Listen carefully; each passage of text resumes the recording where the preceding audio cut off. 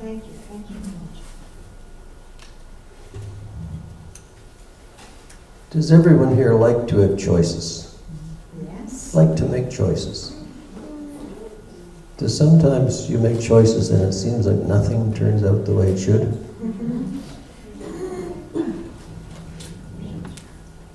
David Jeremiah told a story of a fictional story about a man named Fred,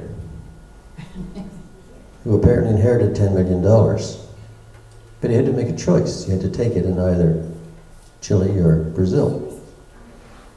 So he chose Brazil. Apparently the land in Chile had minerals, gold and silver on it. But in Brazil he had to make a choice. He had to choose between nuts and coffee. So he chose nuts. Bottom fell out of the nut market. Coffee skyrocketed. Fred lost everything. So he sold his gold watch in order to get home. He had enough money to either go to Boston or New York. So he chose Boston. Plane for New York was a brand new jetliner with beautiful people, new carpeting, nice stewardesses. Plane for Boston was a 1928 Ford Trimotor, full of crying children and tethered goats. Took all day to get off the runway. Engine fell off over the mountains, and Fred came to the pilot and said, "I'm the jinx in this plane. Give me a parachute." And the pilot said, "Okay, but you have to take 2 parachutes." So on the way down, he decided which one to pull. He pulled the left ripcord, and the plane came loose, or it came loose because it was rusty. The right ripcord then allowed everything to get tangled up, and as he was falling, he called out to St. Francis, "Please save me." A hand reached down from heaven and held him in midair, while a gentle but inquisitive voice finally asked, "St. Francis Xavier or St. Francis of Assisi?" Choices. George Jones recorded a song by that name a few years ago. And the last line of every stanza was this: "Living and dying with the choices I've made." Most choices we make are somewhat inconsequential, at least on the surface. They're choices that we make every day. And Dr. Eric Klingler from the University of Minnesota did a survey. He estimated that people on the average make between 300 and 17,000 choices per day. Most of these, as I said, are inconsequential, but we don't know how things will eventually turn out when we make those choices. Too often, the choices are influenced by our friends, our relatives, our co-workers, and too often they're not thought through far enough. People take that first drink, and it goes on to addiction. They take that first drug to see what it was like, and it goes on to addiction. They have that little joyride because it was fun at the time. Or they put something on Facebook or social media which they later regret and can't take back, and sometimes lose their jobs over it. We make these choices without thinking, and without doing what we're told to do in the Bible, and that is to test everything and to pray about everything. Yes. People who make the choices under that direction sometimes are much different. There was a girl in the book of Joshua by the name of Rahab, who was a prostitute, a harlot. And when the Israelites invaded the city of Jericho, she hid some of these spies because she thought God wanted her to do this. Her home was spared when the city was destroyed, and she actually went on to marry one of the spies. His name was Solomon.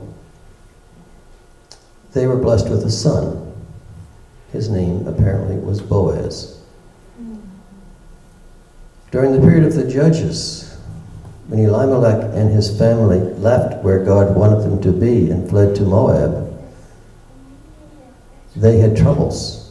See, they didn't listen to what God wanted. Both sons in Elimelech died. So there were two Moab women who were now widows. They had to make a choice. Do you go back to where your relatives and friends have told you to be before, to your old ways, as one did? Or do you go where God wants you to be, as Ruth did? Well, Ruth went back with Naomi and ended up marrying Boaz. And they had a son, which was the grandfather of King David. Choices. We all make them. And unfortunately, our countries make choices sometimes which are not very good. Yes. According to the Overseas Development Corporation report, in 2015, Americans spent more for Hollywood costumes for their pets, than was spent on mental health issues in 148 developing countries combined. Wow. Where's our priorities? It's been estimated that if countries put all the money for armaments that they make in order to defend and fight each other, there would be no more hunger or poverty anywhere on earth if that money were put in the right direction. Yes. Wow.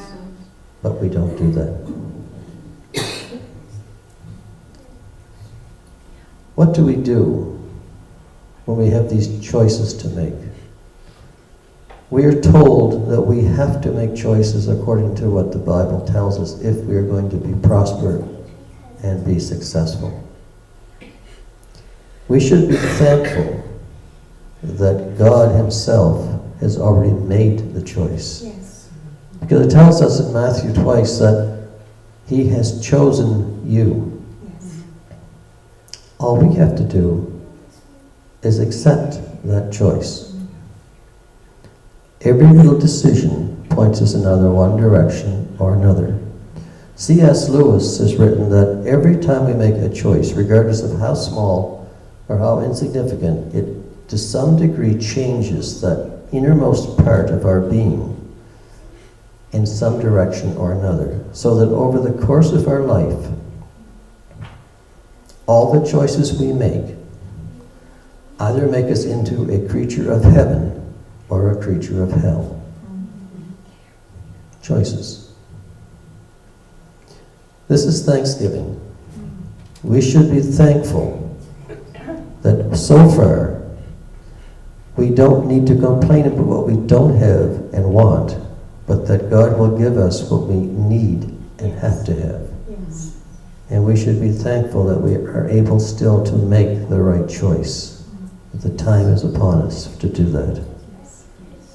This Thanksgiving, let us keep that in mind and be thankful and do as Joshua said in the last chapter of his book.